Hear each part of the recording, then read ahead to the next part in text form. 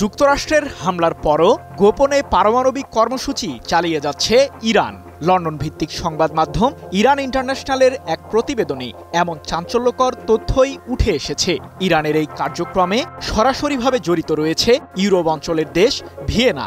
পারমাণবিক অস্ত্রের নকশা তৈরির জন্য ইরানকে নিউট্রন সহ এই কার্যক্রম এগিয়ে নিতে প্রয়োজনীয় রসদ সরবরাহে জড়িত রয়েছে ইরানিদের দ্বারা পরিচালিত ভিয়েনা ভিত্তিক কয়েকটি প্রতিষ্ঠান। ইরানের সামরিক সংস্থাগুলো গোপনে এই কার্যক্রম চালিয়ে যাচ্ছে, আর এতে সরাসরি জড়িত রয়েছে দেশটির প্রতিরক্ষা মন্ত্রণালয়। মূলত গোপনে গড়ে ওঠা এই নেটওয়ার্কের সাহায্যে সামরিক গ্রেড সরঞ্জাম ক্রয় করছে ইরান, যেগুলোর মধ্যে নিউট্রনিক্স ও অন্যান্য সংবেদনশীল উপাদানও রয়েছে। 11 আগস্ট এক প্রতিবেদনে বিষয়টি নিশ্চিত করেছে সংবাদ মাধ্যম ইরান ইন্টারন্যাশনাল। সংবাদ মাধ্যমটি জানিয়েছে, মোহাম্মদ আমিন খারাজমি নামে একজন ইরানি ভিয়েনার মার্গারেটেন শহরের একটি প্রতিষ্ঠানের প্রধানের দায়িত্বে রয়েছেন। বেটার ওয়ে GmbH নামে ওই প্রতিষ্ঠানটি 2018 সালে নিবন্ধিত হয়।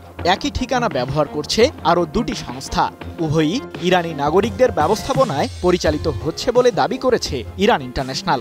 আর এই প্রতিষ্ঠানগুলোর সাথে যোগসাজশ রয়েছে ইরানের সর্বোচ্চ প্রতিরক্ষা বাহিনী IRGC, যাদের তত্ত্বাবধানেই মূলত ইরানের পারমাণবিক স্থাপনাগুলোর কার্যক্রম চালায় তেহরান। সাম্প্রতিক সময়ে ইরানের পারমাণবিক ও সামরিক স্থাপনাগুলোকে লক্ষ্য করে হামলা চালায় ইসরায়েল এবং যুক্তরাষ্ট্র। এতে ইরানের ফোর্দো, নাতানস ও ইস্পাহান পারমাণবিক কেন্দ্রের ব্যাপক ক্ষয়ক্ষতি হওয়ার দাবি করে হোয়াইট হাউস। যদিও যুক্তরাষ্ট্রের প্রতিরক্ষা দপ্তর পেন্টাগনের গোয়েন্দা প্রতিবেদনে দাবি করা হয়েছে যে মার্কিনী বোমা হামলায় ফোর্দো পারমাণবিক কেন্দ্র ছাড়া বাকি দুই স্থাপনার তেমন কোনো ক্ষতি হয়নি।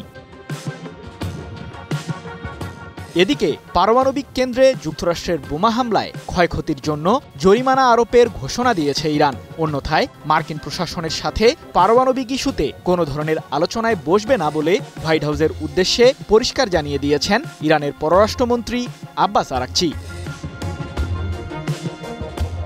একমাত্র স্মার্ট সিটি বসুন্ধরা, আধুনিকতায় এক ধাপ এগিয়ে। অন্যদিকে ইউরোপের ত্রয়ী বলে পরিচিত ফ্রান্স, জার্মানি ও যুক্তরাজ্যের সাথে সম্প্রতি পারমাণবিক ইস্যুটি নিয়ে সরাসরি বৈঠকে বসে ইরান।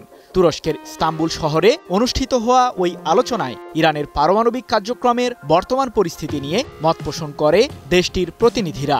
তবে চূড়ান্ত সিদ্ধান্ত কিংবা সমঝোতায় যেতে কোনো চুক্তিতে পৌঁছাতে পারেনি আলোচনায় অংশ নেয়া দেশগুলো।